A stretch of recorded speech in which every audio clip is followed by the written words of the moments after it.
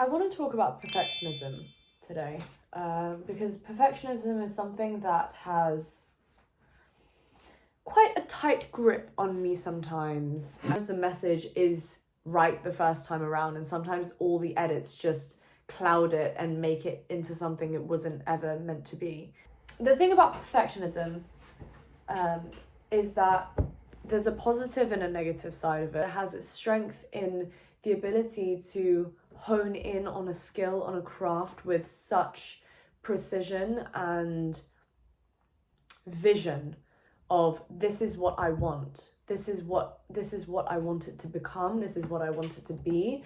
And so it can be such a gift when it comes to editing and creating something that is actually of quality, right? On its other side, it also hinders so much creative potential. It hinders just an expression sometimes, because I feel like I'll stop myself. As in, it's not like I will stop myself, but something, the perfectionism will almost stop me from even going and trying further, which is the point at which I kind of want to take a look at. Like, I'll write something, and recently I've been trying to just do an exercise where I'll just write it and I'll just share it, and I'll share it to a personal archive, because it just helps me to unleash and let go of that perfectionism of I can't share this unless it's perfect. I can't share it unless it says exactly what it's meant to say from, like, do you know what I mean? And sometimes the message is right the first time around, and sometimes all the edits just cloud it and make it into something it wasn't ever meant to be. So I don't know, there's a fine balance, and perfectionism is a really tough one. I think for myself, I experience it quite a bit. I mean, if I was to look back, I mean, it definitely has its roots in feeling that things have to be done well and done correctly for it to be worthwhile doing. And if it's not done well or not done perfectly, then why are you doing it? Like, why are you not doing it perfectly? I'm definitely trying to get through that vibe and move past this overwhelming urge for things to be perfect in order for it to exist.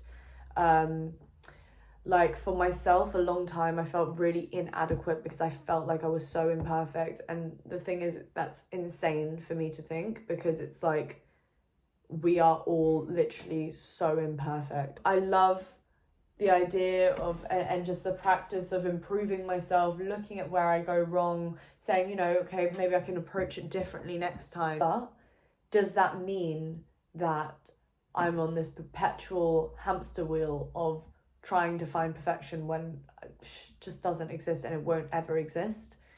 It just feels like a losing battle. And so I've decided to kind of let go of it as much as I can. And of course it still comes up, and it comes up in the form of, you know, the inner critic and the voices. They'll come up and they'll say their bit and they'll say whatever the fuck they want.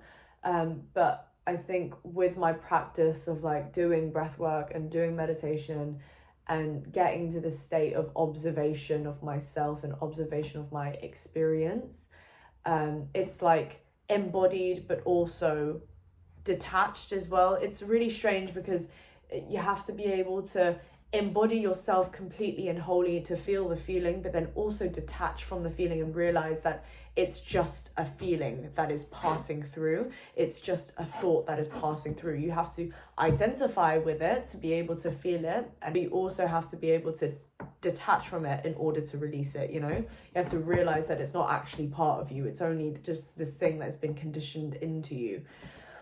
My journey is very much a journey of, this is how I see it. It's like my journey is a journey of going inwards and seeing how deep I can go to the core of my being, and how authentically I can communicate that outwardly. And I honestly think that a lot of us are on that journey, especially if you're like, I don't know, if you're following me or you like the stuff that I share and things like that, I feel like you'd be on that journey as well.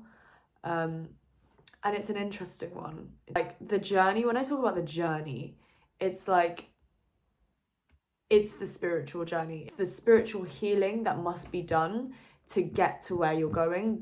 This is why your fears unlock your path, essentially. I know it sounds fucking like, you know what I mean, but like your fear is unlocking, your fear is the path, and your fear is the clue on where to go next.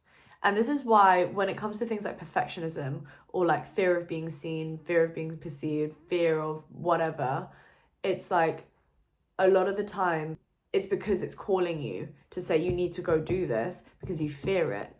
Why do you fear it? Let's look into it. Why do I fear this thing? Why do I fear being seen? Why do I fear being imperfect? Where is the shame and the guilt and the self-loathing or the disapproval of the self? Where does that exist in my body? Where does that exist in my mind? Where did that originate from? Is that mine to hold? Is that fear? Is that shame mine to hold? Or have I just internalized it? And I think that's a huge part of the spiritual journey and doing things that scare you. This is why we do things that scare us, right? Yeah. I'm gonna go on a walk now because I need to go for a walk for my mental health. Like genuinely, I need to step outside, I need to touch some grass, I need to look at the sky, do you know what I mean? If I sit inside all day, then I start getting all weird and depressed, and then I go non-verbal by the end of the day. So yeah, lots of love. I'm glad to have had this chat with you, and wherever you are on your journey, just know you're blessed. You've got this. Take time. Don't rush. Stop rushing. We don't need to rush. We can move at a pace that is right for us. Just because the world is saying you need to be here, or like, just because your mind is saying, when you're on social media and your mind is saying, oh my God, look at that person, now they're doing this. Oh my God, look at this person that I love, now they're doing this, and they've got a new deal to do this, or they're going over here, or they're traveling over here, or they're doing that. Everything looks better online, trust me, everything looks better when it's like a fucking highlight. Of course it does. Please remember that this is your journey. This is your journey. Your journey is the one of interest to you. Everyone else's experience can just be a source of inspiration. Just because you feel envious of something doesn't mean that that's a bad feeling. Envy is sometimes quite a nice clue to what you want in your life.